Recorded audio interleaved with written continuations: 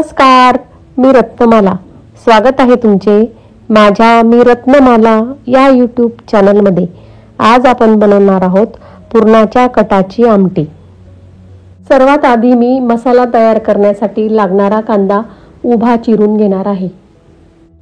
कांदा उभा व पातळ चिरल्यामुळे तो लवकर भाजला जातो आणि वेळही कमी लागतो. कटाच्या आमटीसाठी लागणारा कट हा पुरणासाठी शिजवली जाणारी हरभऱ्याची डाळ शिजवून नंतर ते गाळून घेतलेले पाणी असते. याच हरभऱ्याच्या डाळीच्या पाण्याला कट म्हणतात. पुरणाची डाळ शिजल्यानंतर ती डाळ एका चाळणीने गाळली जाते व खाली हे पाणी उरते, तेच म्हणजे कट. या कटाच्या आमटीशिवाय पुरणपोळीचे जेवण अपूर्ण असते. पुरणपोळीच्या जेवणासोबत आमटी आणि त्यासोबत भजे, कुरडया, पापड याची जोडही असते.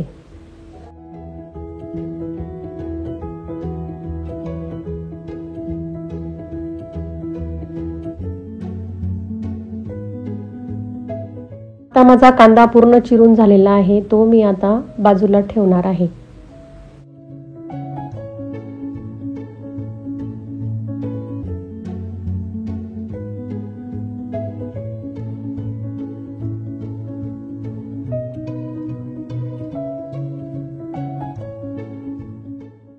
आता आपण जी कटाची आमटी बनवणार आहोत त्यासाठी लागणारे साहित्य आहे कांदा, आले, लसूण, कोथिंबीर, खोबरे, त्याचप्रमाणे जिरे, काळा मसाला, लाल तिखट, धने पावडर, हिंग आणि डाळीचा कट म्हणजेच पुरणाची डाळ शिजवून उरलेले पाणी. आता मी बारीक चिरलेला कांदा तव्यावर चांगला काळा भाजून घेणार आहे.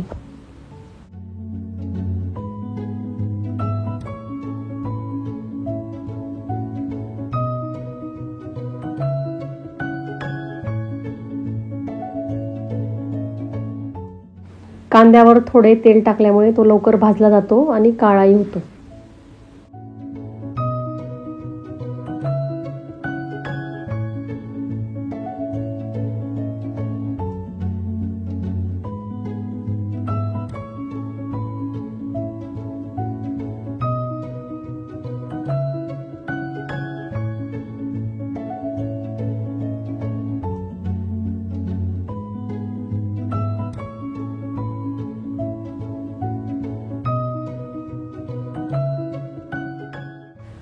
आता आपला कांदा चांगला भाजून झालेले आहे.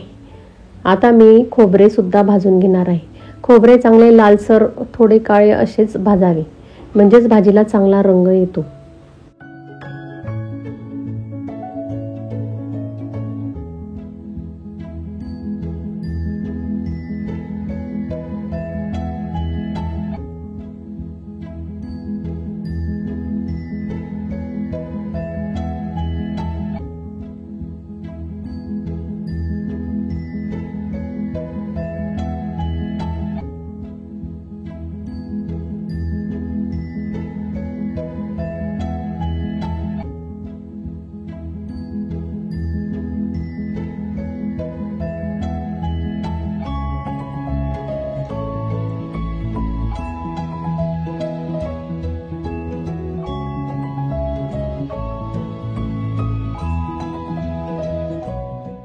आता खोबरे व कांदे दोघंही चांगले भाजून झालेले आहेत.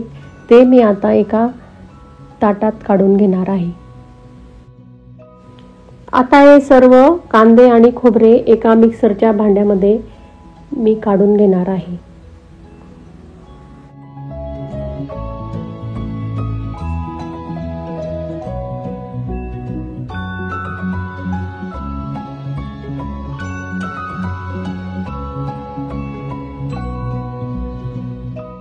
नंतर त्यामध्ये काढून ठेवलेलं लाल तिखट, काळा मसाला, धने पावडर, हिंग सर्व मी मिक्सरमध्ये टाकून घेणार आहे आणि हे सर्व मिक्सरमधून बारीक पेस्ट करून घेणार आहे.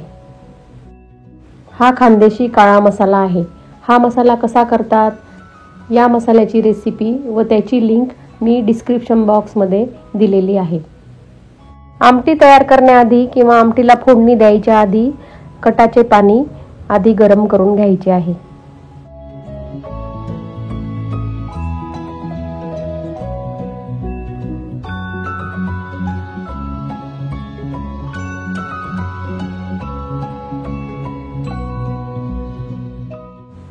बाजूला एका कढईत तेल गरम करण्यास ठेवू। तेल चांगले गरम झाल्यावर त्यात मिक्सरमध्ये तयार केलेली मसाल्याची पेस्ट टाकून चांगले परतवून घेऊ। भाजीला चांगला काळा रंग येण्यासाठी काळ्या मसाल्याच्या भाजीत किंवा काळ्या रस्स्याच्या भाजीत कधीही हळद टाकू नये।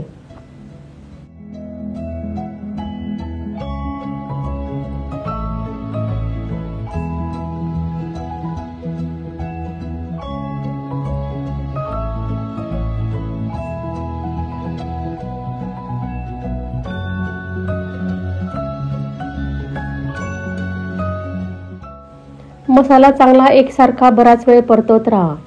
कढईला तेल सुटल्यावर त्यात गरम केलेले कटाचे पाणी टाकून थोडा वेळ तसेच हलवत राहावे।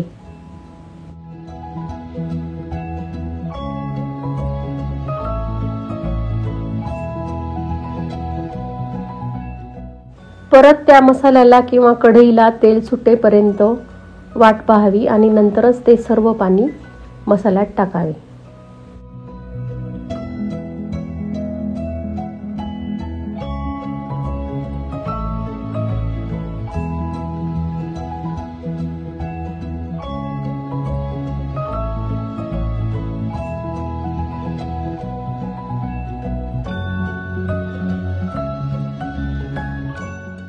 सर्व पाणी त्यात टाकून झाल्यावर चवीनुसार मीठही टाकावे आणि आमटी चांगली उकळू द्यावी। आमटी चांगली उकळल्यावर बाजूला आपली पुरणपोळीसाठी लागणारी कणिक भिजलेली असते। त्या कणिकमधून थोडी कणिक घेऊन आमटीमध्ये थोडे बारीक बारीक गोळे तोडून घ्यावेत।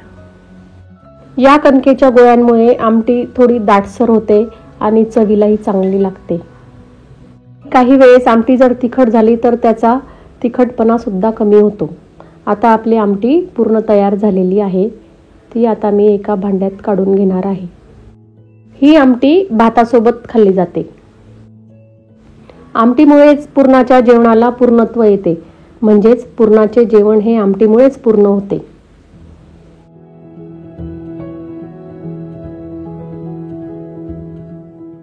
कशी वाटली माझी ही कटाची आमटी कमेंट करा।